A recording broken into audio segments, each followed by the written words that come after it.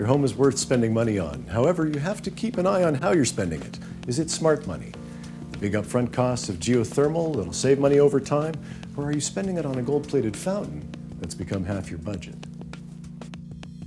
Good use of money is spending it on design.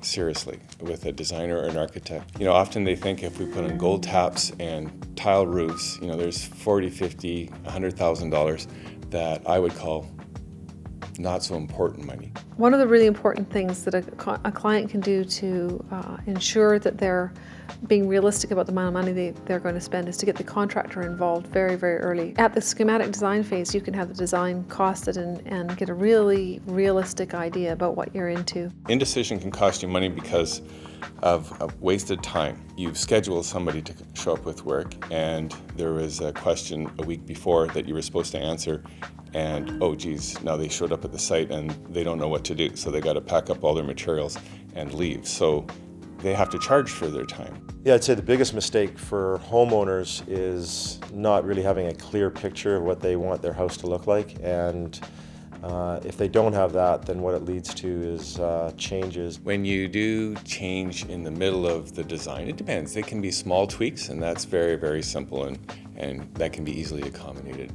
But when they decide, oh, I need an extra bedroom, or I want my kitchen on the other side of the house, that can be very expensive. I think when you're building your own custom home, if there are things that didn't work out exactly the way you wanted to, and you walk through and you go, oh, that didn't turn out the way I wanted to, definitely change it. And yes, it may cost you a little bit of money, but it's money well spent, because you'll regret not spending it. If you have not enough light fixtures in the kitchen, get more in there.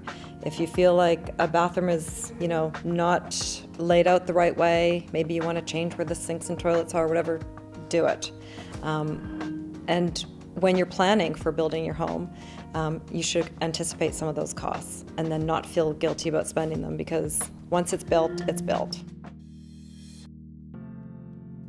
Keep your spending under control. Make sure you know what you're spending your money on. At the end of this phase, you'll have a completed set of drawings with all the design decisions incorporated. All your materials and finishes will have been chosen and signed off on. Now's the time to make sure your documents are all in place before construction begins.